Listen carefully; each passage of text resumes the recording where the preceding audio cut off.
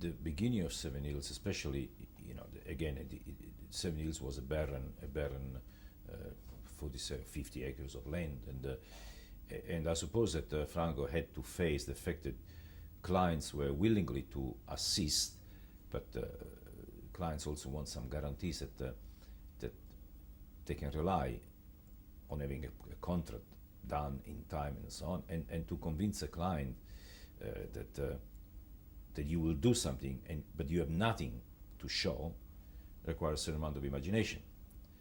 And I think that Franco did that tremendously well, specifically at the beginning of the company, when he knew that the general manager of the client was coming to inspect the site.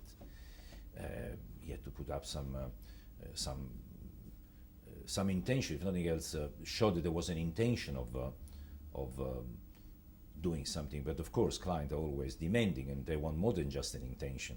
They want to see the real things. Often they want to see the factory finished, the people you have, the machinery you have, and of course this was not possible. So I think that in a way, the beginning of Transfield can be possibly,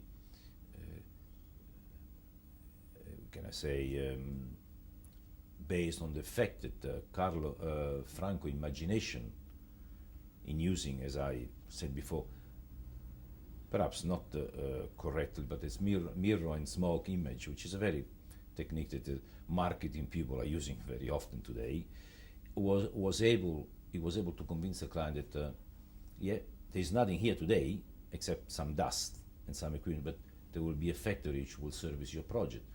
And I think that was an incredible performance, because especially government clients and so on are not convinced easily to go from some dust to awarding a contract. So I think it was a great credit to Franco that he was able to pull that off.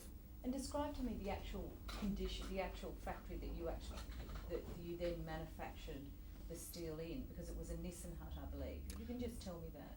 Well, the initial factory that we had, it was the Nissan hut was basically used as a sort of an office and a bit of store, but the actual work was actually done in the open. We had a mobile crane outside in the yard, and we established working benches and almost like a factory, but without a roof on it, with all its consequences, of course. So that it was the way the work was done. But the construction of the factory, and I think this shows that Franco had the intention to, the construction of the factory after the dust settled commenced almost immediately. But of course, we had to juggle the construction as well of the factory as well as doing the project, servicing a project. So it was a juggling act of resources and money in trying to accommodate two demands: the demand of completing a project and the demand of trying to show the client that yes, we will have a factory. So it was a very, very exciting time in a way, because you never knew what you do the following day. Whether you would be on this contract or you would be building the factory. So, but it was a successful performance, shall we say, and he put the basis of Transfield. I think it established the basis of Transfield as to become the company it is today.